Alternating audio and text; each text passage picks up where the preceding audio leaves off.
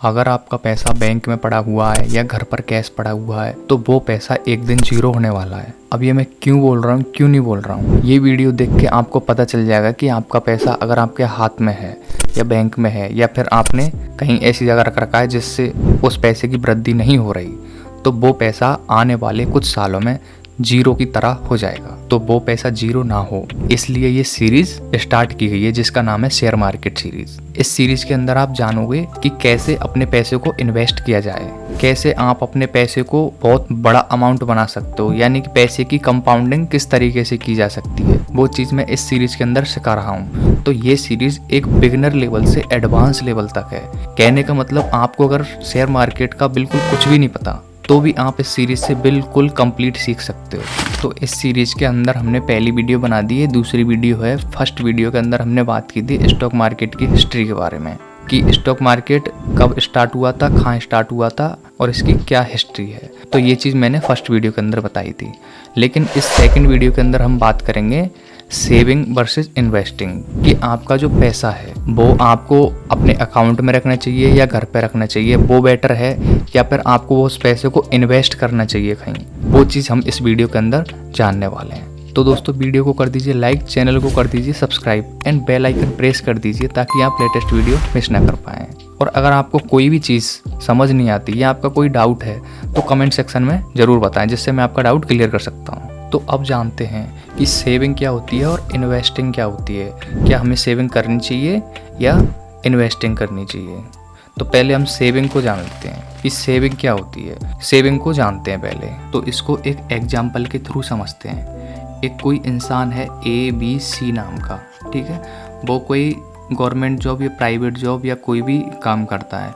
उसकी सैलरी मान लो आप कि 50,000 रुपये उसकी सैलरी है। ये 50,000 रुपये उसकी पर मंथ की सैलरी है। तो वो 50,000 में से क्या करता है, वो 20,000 रुपये खर्च कर देता है, यानी उसका खर्चा हो जाता है 20,000 रुपये, फैमिली खर्चा, खुद का खर्चा, प्लस 10,000 रुपये इमरजेंसी फ़ंड रखता है। वो इमरजेंसी फ़ंड मतलब कभी भी ज़रूरत पड़ जाए तो महीने 2 महीने के लिए ऐसे हर महीने यूज करता है, प्लस उसको वो यूज ले लेता है कैसे भी करके, ये मान के चलो। अब उसके पास बच रहे हैं 20,000 रुपये। अब 20,000 रुपये का वो क्या करता है, या तो वो बैंक में जमा करा देता है, ठीक है, बैंक में चल रहे होते हैं, या फिर वो क्या करता है कैश रख लेता है घर पर और वो पड़ा रहता है। तो इसके क्या फ़ायदे हैं और क्या नुकसान है वो चीज़ हम जानते हैं। अब ये 20,000 रुपये पर मंथ आने वाले हैं और आप मान लो कि आपकी एज 30 साल है, ठीक है, ये आपकी 30 साल एज है।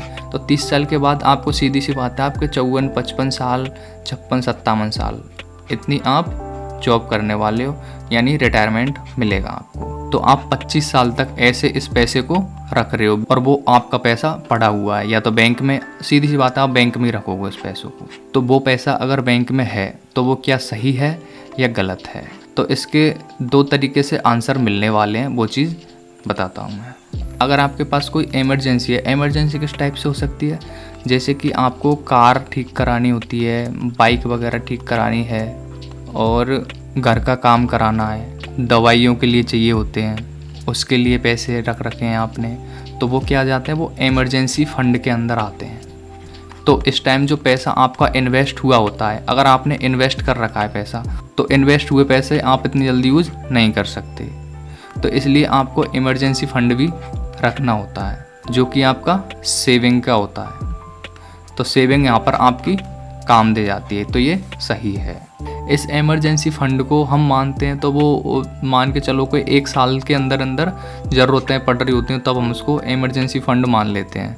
इमरजेंसी फ़ंड के अंदर आपका एजुकेशन फीस वगैरह या उसमें रिलेटेड जो भी पैसा खर्च होता है वो सेविंग्स के अंदर ही इंक्लूड करते हैं। और अगर आपके पास इमरजेंसी फ़ंड के अलावा जो पैसा बचता है वो भी आपने सेविंग के अंदर रख रखा है, यानी इमरजेंसी फ़ंड का जो पैसा होता है वो तो आप सेविंग में रखोगे तो सही है, कोई दिक्कत नहीं, क्योंकि उसकी ज़रूरत पड़ने वाली है और इन्वेस्टमेंट के अंदर इतनी जल्दी रिटर्न्स मिलते नहीं हैं। लेकिन अगर आपका कोई गोल है, आपका रिटायरमेंट प्लान है या आपको शादी से रिलेटेड, आपके बच्चों की शादी है, मैरिज वगैरह, आपके बच्चे छोटे हैं, उसके बाद में अगर आपको एजुकेशन के लिए पैसे चाहिए बाद में, या आपको कोई कार लेनी है या होम लेना है, घर लेना है, तो आप उसके लिए पैसे जमा कर रहे हो 10 साल या 15 साल या 20 साल, ऐसे मान के चलो आपको इतने साल के लिए इन्वेस्ट करना है। उसके बाद आपके पैसे काम आने वाले हैं, मतलब 10 साल तक आपको कोई काम नहीं आने वाले, तो आप क्या कर सकते हो, इस पैसे को इन्वेस्ट कर सकते हो। और अगर आप इन्वेस्ट नहीं करते हो तो इस पैसे का क्या हाल होता है, तो जनरली क्या करते हैं, ये जो पैसा होता है ये पैसा हम बैंक में रखते हैं। अब बैंक के अंदर आपको पता है कि जो सेविंग अकाउंट होता है, उस सेविंग अकाउंट के अंदर हमको बहुत कम इंटरेस्ट मिलता है, जबकि इन्फ्लेशन होती है, इन्फ्लेशन काफ़ी हाई होती है। इन्फ्लेशन 8-9% तक पहुंच जाती है, कभी कभी 8-9% तक पहुंच जाती है। जब हम इसको 7% एवरेज लेके चलते हैं, 7 या 8% पर ईयर के अनुसार। इन्फ्लेशन का मतलब कि महंगाई इन द सेंस 8-9% का मतलब कि आपके पास 100 रुपये हैं तो एक साल बाद इसमें से 8 रुपये कम हो जाएंगे, अगली साल फिर 8% कम हो जाएंगे, मतलब ये 8% कम हुआ है तो 8 रुपये बन गए। अब 8 रुपये कम हो गए तो कितना बचा, 92। अब इस 92 में से भी आप 8% फिर कम कर दो, ऐसे धीरे धीरे पैसे आपके घटते चले जाएंगे। तो 100 रुपये हैं आपके पास तो वो 1 साल पीछे और कम हो जाएंगे, 2 साल पीछे और कम हो जाएंगे, 3 साल पीछे और कम हो जाएंगे। इस तरीके से आपके पैसे को इन्फ्लेशन खाती रहती है, महंगाई आपके पैसे को निगल जाती है। इस इन्फ्लेशन से बचने के लिए ही आपको क्या करना पड़ता है, पैसे को इन्वेस्ट करना पड़ता है। क्योंकि आप बैंक में रखोगे, बैंक में तो आपको पैसा जीरो की तरफ आपका पैसा जा रहा है, तो इसलिए आपको अपना पैसा इन्वेस्ट। इसको कुछ एग्जाम्पल लेके और समझ लेते हैं।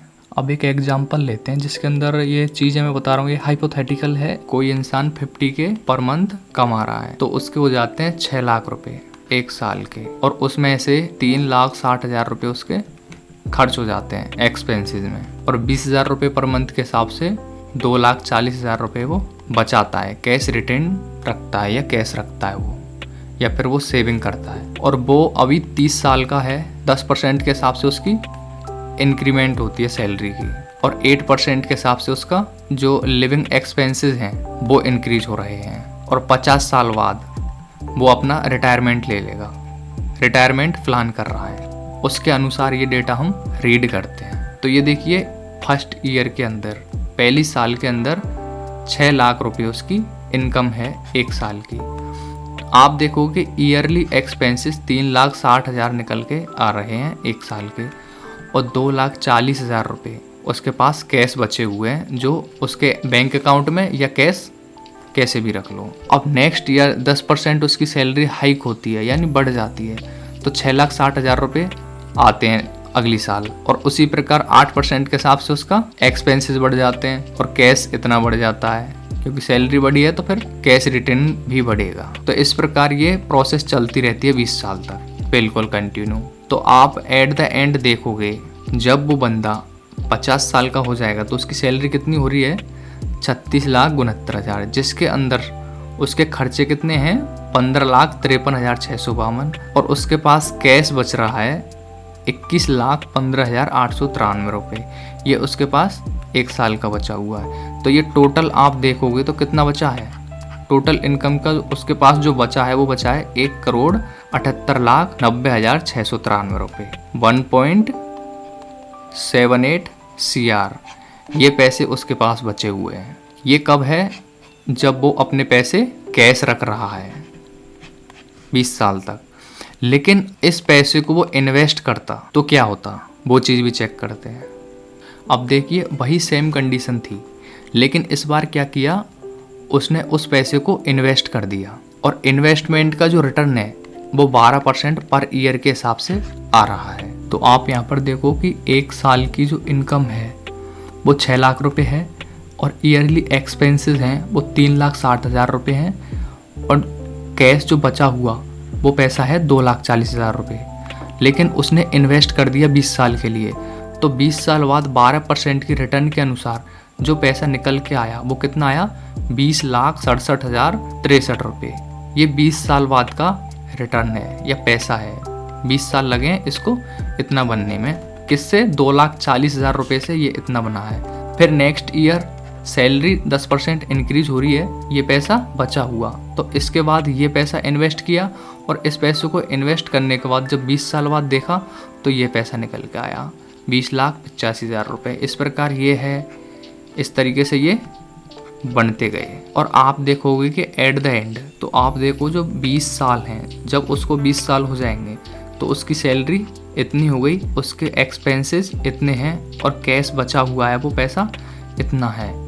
लेकिन उसके पास ये जो पैसा बचा है इसको इन्वेस्ट नहीं किया, इसलिए ये अमाउंट सेम है। इन्वेस्ट क्यों नहीं किया?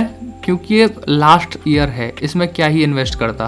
तो 19 वाले का मतलब है कि ये 1 साल इन्वेस्ट हुआ है, ये 2 साल इन्वेस्ट हुआ, ये 3 साल इन्वेस्ट हुआ, ये 4 साल इन्वेस्ट हुआ और ये 5 साल इन्वेस्ट हुआ। पहली साल से यहाँ से आपने इन्वेस्ट किया तो ये पैसा 20 साल के लिए इन्वेस्ट हुआ है, ये 19 साल के लिए, ये 18 साल के लिए, ये 17 साल के लिए, ये ऐसे इन्वेस्ट होते गया पैसा। तो उसके बाद जो टोटल पैसा बना था इन्वेस्ट होने के बाद वो कितना बना है? 4.26 करोड़ रुपए। जबकि अगर ये पैसा होता, ये कितना था?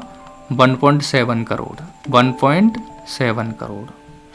तो ये डिफरेंस है इसके अंदर। मतलब आप अगर पैसे को कैश में रखते हो इतना ही रह जाएगा, 1.7 करोड़ रुपए। जनरली हम इन्वेस्ट करते हैं कहीं ना कहीं तो 12% का रिटर्न हमें देखने को मिल जाता है हर जगह। तो 12% रिटर्न के अनुसार आपको ये फर्क दिख रहा है। 4.26 करोड़ रुपए आपको मिल गए इन्वेस्ट के बाद में, 20 साल बाद आपके इतने पैसे हो गए। जबकि अगर आप इन्वेस्ट नहीं करते तो ये इतने ही रह जाते। इसलिए पैसे को इन्वेस्ट करना जरूरी है। अब कॉन्सेप्ट आया सेविंग का। चलो इन्वेस्ट तो कर लेंगे, लेकिन सेविंग के अंदर क्या होता है? बैंक बहुत कम रेट देते हैं, इंटरेस्ट रेट 2 का 3 का ऐसे कुछ, 2% का इंटरेस्ट रेट, 3% का इंटरेस्ट रेट। जबकि इन्फ्लेशन जो होती है वो इन्फ्लेशन कितनी होती है? 7%, 8%, 9% के आसपास पहुंच जाती है कभी कभी। तो ये जो सेविंग है बैंक के अंदर, ये 2%, 3%, ये तो इन्फ्लेशन को भी बीट नहीं कर पा रही। मतलब हमारा पैसा फिर भी जीरो हो रहा है।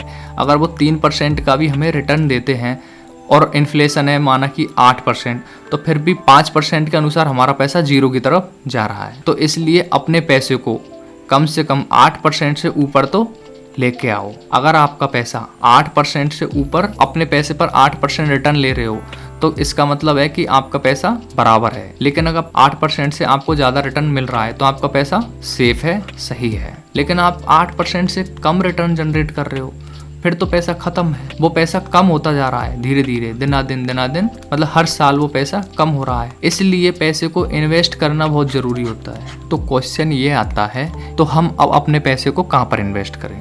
तो इन्वेस्ट करने के लिए काफ़ी सारे ऑप्शन है। रियल एस्टेट का ऑप्शन है, आप रियल एस्टेट में इन्वेस्ट कर सकते हो। शेयर मार्केट में कर सकते हो जिसके अंदर हम स्टॉक्स खरीदते हैं। म्यूचुअल फंड में कर सकते हो।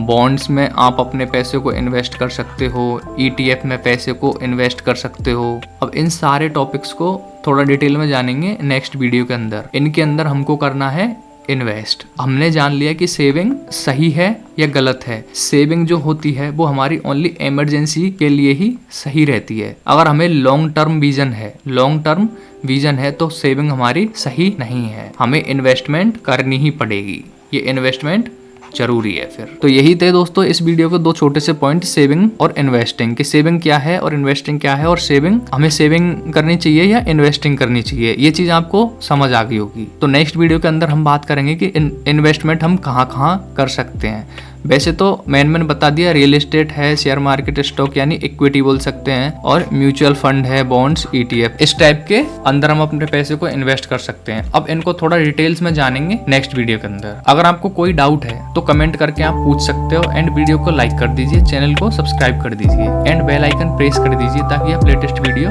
मिस ना कर पाए। मिलते हैं दोस्तों नेक्स्ट वीडियो के अंदर।